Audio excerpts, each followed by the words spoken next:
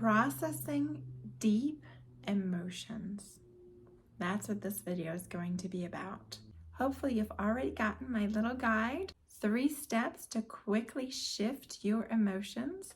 That's when you are in an emotion and you quickly need to get out of it because you need to get to work, you need to focus on your kid, you need to be productive. You just can't be in whatever your emotion you are in that moment. If you haven't gotten my guide and signed up to my amazing email list, grab it real quick, healingyouremotions.com/shift. I'll put that link below too. That way you can grab that free guide. But when you have an emotion, and I feel like you should do this with pretty much all emotions, right? We want to only quickly shift out of emotions, knowing that later you will take the time to actually then process the emotion. Why? Because every emotion comes up for a reason. It is here to bring you a message. It is here to show you what you believe in, what you keep getting stuck on, what really matters to you, what you're not paying attention to, where you need to set a boundary. All these amazing clues come with your emotions. Besides just the fact that your emotions are coloring your life.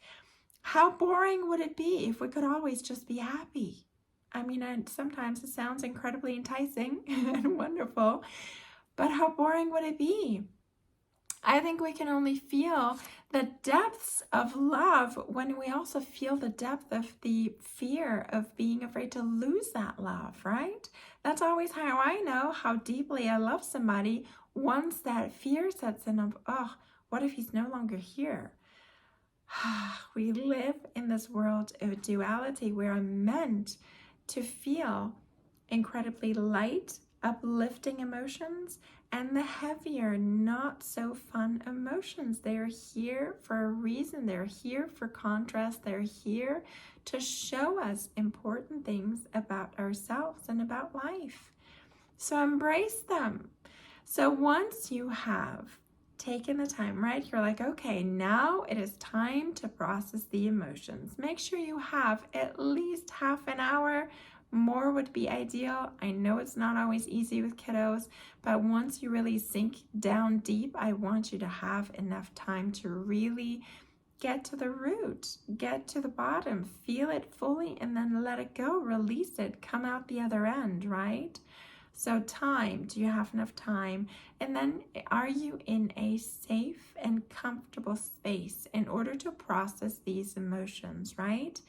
A place where you won't be disturbed, a place where you can cry, possibly scream if you need to. Are you even just emotionally in a safe place where you feel safe to dive deep into an emotion? If not, what will it take for you to feel safe? Do you need somebody there? Do you need your friend? Do you need a therapist? Do you need a coach? Where do you need to be? How can you create that safety in order to then be willing to dive deep into these emotions? You're not meant to feel them for very long, but the more we can feel them fully, the quicker they will release, the quicker they will give us that message and then move on. My favorite way of releasing deep emotions is through journaling. Journaling is how I've gained so much clarity over who I am, what's important to me, my next steps in life, what actions to take, what to no longer pursue. It gives you so much clarity and insight, and it just always makes me feel better. So I wanted to share my process and kind of different variations, right? Depending on what's going on, I might not always journal the same way. It does typically always start with what I call a mind dump. That means you just let yourself write whatever is on your mind, however you're feeling. Name the emotion. So many times my journals start with, I'm so frustrated, or I'm so angry, or everything is pissing me off, or my life sucks, or oh my God, I feel like everything around me is crumbling. What are you feeling in this moment? Let it out. Write it down. No one is going to read this. And even if so, these are the emotions in the moment. You're allowed to have them. Allow yourself to feel whatever you're feeling. Whenever I try to process my emotions in my head, I don't get very far because my mind will immediately jump in and say, well, that's not nice. You can't think this about that person. You can't say that about that person. That's so rude, Christine. No, when you're writing, let yourself write. You can even direct it at the other person, like, oh my gosh, I am so ticked that you did da da da da da da da. It made me feel like blah blah blah blah blah blah, right? Write it down, write it out. Let yourself have these feelings. So many times I couldn't write fast enough of all the stuff that was coming up. So that's number one, right? Step number one, write down whatever you're feeling. Now, if you're stumped here and you're like, I don't really know what to write, see if you can find any kind of emotion you can identify. Even if you have to look up, maybe I'll even add a list of possible emotions at the bottom of this. So you can just read through these emotions and you can see, am I feeling this? Am I feeling that? Am I feeling that? That way you can at least identify, give a name to this emotion. And then I have a few questions that I'm going to read kind of as a journaling prompt, as just something to jog your memory to say, what's this? This is a big one. This is a big question. It's from Bashar, channeled by Daryl Anka. And they say, what must I believe is true in order to feel the way that I do? This always gets you, this quickly gets you to the root of your belief. What must I believe? Bashar says there's not a single emotion that you have without believing something. You have to believe something in order to feel something about it. Very neat. Ponder that one for a little bit, right? As highly sensitives, we like to process deeply, think deeply. Wow, I cannot have an emotion without a belief about it. Try it. I couldn't figure out any emotion that I could have without actually having a belief. We attach meaning to everything in our life, everything that happens, to all situations. What does this mean to me? This makes me feel that way because I believe it was supposed to be that way or supposed to be different, or I was expecting something different. What do I believe is true in order for me to feel the way I do? What do I not want to face, or what am I afraid to face in my life because it just feels too big? It's too big. I don't even want to look at it. It's too big. Another question. What am I afraid of? What am I afraid my life will be like or look like? Or am I afraid that I'll be stuck in this current situation, this current place in my life forever? What am I afraid is no longer possible? Or what am I afraid that is not possible for me? Or what am I afraid I will never be able to get? This is often a big source of sadness, of depression, of sometimes anger. What am I afraid I think that I can't get in my life? Because that ties into your excitement, your happiness, what makes you happy. If you believe that you can't create or attract or have the thing that gives you deep fulfillment, then all you're left with is trying to deny that source of excitement, that source of fulfillment, that source of thinking, ooh, if I could just have that, oh, it'd be amazing. You don't want to stifle that desire. We don't. You want to figure out that desire. So what is it that you're afraid of, that you might not be able to have or attract or create? Here's another one. If you're totally stuck, I always go to the 7 key areas of your life. I'll list those below, but think about the 7 key areas of your life. And then I go through each one of them. I do this particularly if I just wake up in a funk. I wake up in the morning and I just can't put my finger on anything particular. And I'm just like, oh, I'm just on a down mood. I don't want to face this day. I just want to get back under the covers and just not do anything. I don't want to face this day.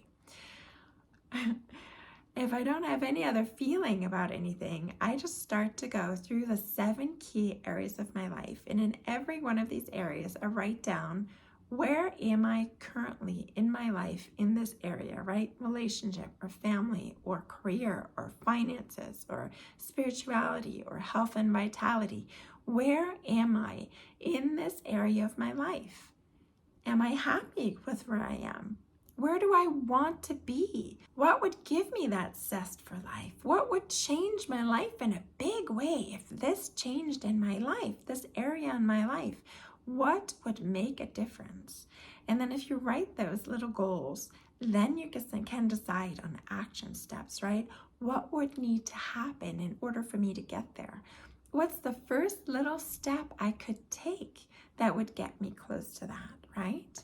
And then another good question, just in general, to ask yourself is, what resources do I have?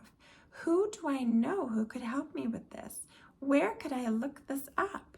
I also sometimes, when I'm stuck in an emotion or feel like I'm stuck in an emotion, I like to be a little bit spiritual and woo-woo, right? I love card decks. Card decks are so beautiful. They have beautiful images. I only buy the ones that are positive because I like positive, uplifting things, uplifting messages, and they always vibe so much with who I am and what I believe in. So then when I just, ask a couple of questions to the universe or my guides or my angels or whoever you believe that is out there in the ethers, in source, here to guide you, ask them 1 or 2 questions and then draw a few cards. Oftentimes I even draw 1 card from 3 different decks because I kind of like to have that variety and I like to have the different messages.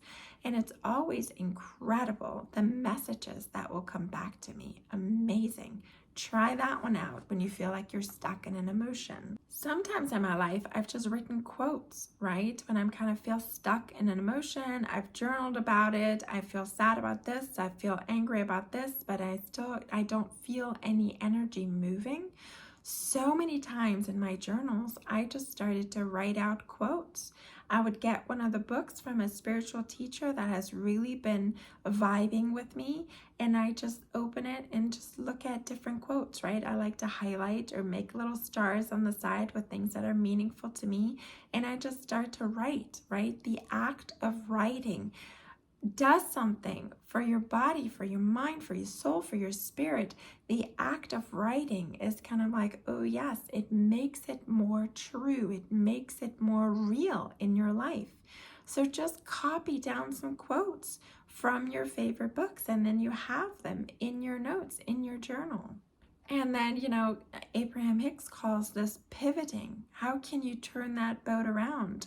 We're struggling so hard against the current. How can I just turn and let the current take me? How can I just float? How can I find a better feeling thought? All it takes is just one better feeling thought. How can I get to that better feeling thought? What is going well in my life? I have a home. I have a place where I feel safe, where I'm safe from rain and the cold or the heat. I have food in my fridge. I have people who do love me. Go through the different just basics that you do have in your life. Write them down. It is so powerful when you get reminded of what you do have, of what is available to you. And then write down, what are my strengths? What am I good at? What have I accomplished in my life? Or what challenges have I faced? What difficult situations was I able to navigate? Remind yourself of those because it reminds you of your strength and that you do have resilience. Everybody does. What can I appreciate around me? Look around. Can you appreciate the trees? Can you appreciate that sunset? Can you appreciate that flower? Can you appreciate the clean water that you're drinking? What can I appreciate right here, right now? What is most important to me? What actually truly matters in my life? What moves energy for me? What do I get excited about? What matters to me? This is where it comes in of writing your bliss list, right?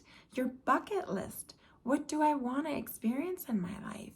Because that tells you what's actually important to you. And that will change with different seasons in your life, right? Different ages, different stages. But what is it that you get excited about? What do you want to watch? What do you want to listen to? What do you want to experience? Where do you want to travel to? What do you want to learn? What kind of books do you want to read? When you look at this list, it reminds you that there is a lot to love about life and that there is still so much more to explore and to experience. We just get such narrow views sometimes when we get stuck in an emotion. Remind yourself of all the things you do still want to experience in this life. And then what is one small thing that you can look forward to every single day of your life? Is there something you can set up for just 5 minutes, 10, 15, maybe a half hour every day in your life that you can look forward to? You gotta have something to look forward to every single day of your life. Otherwise, why would you get out of bed? Find that thing, create that thing, and then look forward to it and savor it. And those really powerful questions. What do I want? What can I do? And what do I know about this situation, about who I am, about my guides, about how life works? What do I know? What do I want? What can I do from right here, right now? What's one little action step that I can take? What is one little mind shift that I can take right now? One little difference that I can make, that I can decide, that I can choose right here, right now. Mantras. Mantras are always wonderful. Do you have a mantra for yourself? What is it that means the most to you in this moment? One that I have carried on for so many times, so many years, of when I'm fearful or when I'm down or when I'm overwhelmed. All is well. All is well. Right? That comes from Abraham Hicks, so oftentimes I hear it in their voice, which is much more powerful. And then another one from them is, or maybe I made it for myself, who knows? These days, it's been so many years. I am unconditionally loved and eternally supported. I am unconditionally loved and eternally supported. It reminds me of my I do believe list. What do I believe? I do believe that I am unconditionally loved by Source. I do believe that I am eternally supported. Life supports me. Food grows every day so that I have something to eat. There's air for me to breathe. There's sunshine every single day, even when it's hidden behind clouds. This world wants me. This world supports me. This world is here for me.